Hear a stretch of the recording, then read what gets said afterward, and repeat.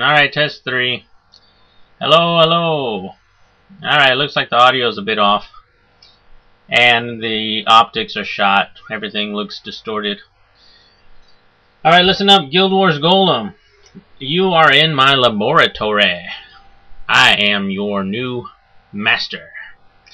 Yeah, you can call me super cool, greatest master, engineer, guy, awesome leather vest owning, Mr.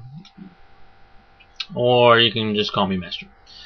Yeah, I'm gonna plug you into my AMD computator here and tell you what you need to know.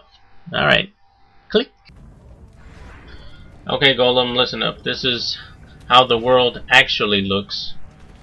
I've streamed this footage directly into your visual processor and bypassed your broken optics. Let me explain some things. This footage is taken from an invisible camera which I placed behind potential team members, just to keep an eye on what they're doing, how they're doing, evaluate them. This is a Char, and a Char elementalist. She is in the Norn area. I will not hurt there are you. 5 playable races. So in the second Guild Wars, we can choose members for our team from 5 different races. The Char are the cat people. The Norn are the big giant humanoid people. Humans are just like humans. The Silvari, which are kind of like human plant people. And of course, the greatest of all the races, the Asura, which I am. There are 8 professions. There is the Elementalist, which is a scholarly profession. They are responsible for manipulating air, earth, fire, water. They use that type of magic. The other scholar profession, another one, is a necromancer. The necromancer is dead thing raising, minion having, death suck your life force out of you kind of person. They're kind of scary. The third scholar profession is the mesmer, and the mesmer is kind of like a interrupt, energy sucking, condition inflicting, can create clones of themselves and make phantasms, mage kind of thing. The thing that separates the scholarly professions from the other professions is that they have light armor and they have a lot of magic. Their weapons are mostly like scepters and staves and stuff like that. Staves? Those would be the scholarly professions. They can dish it out, but if you come up to them and punch them in the face, it might hurt them.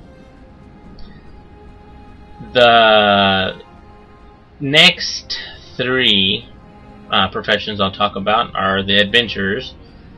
They have medium armor and have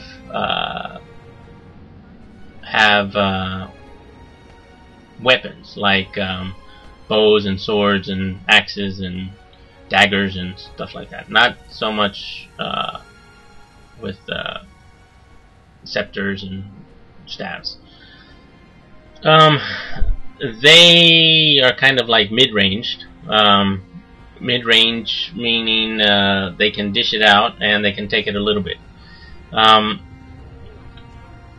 They are the ranger, which is has a pet and can deal damage from a long distance, from ranged distance. They are the only profession that can have a pet. So if you golem, you cannot have a pet.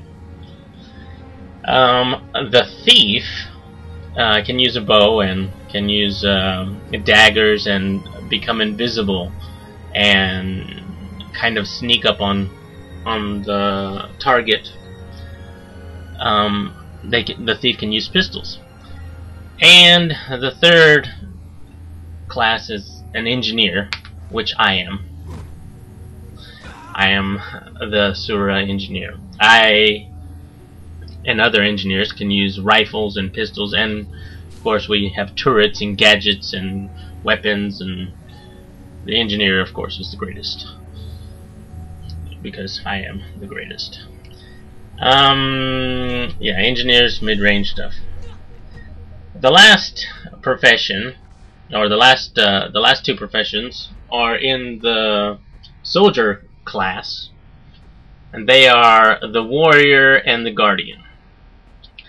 So the warrior is the warrior and the guardian both have heavy armor, which means they can take a lot more damage, and they also can dish it out. But one of their, I guess, disadvantages is that they have to be right in the middle of the mix. So they have to be in your face and smashing, unless they use a bow or a staff or something that gives them ranged attack, but then the attack is weaker.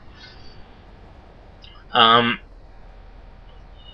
guardian can use a mace and a shield, and unlike the warrior, they can use a staff.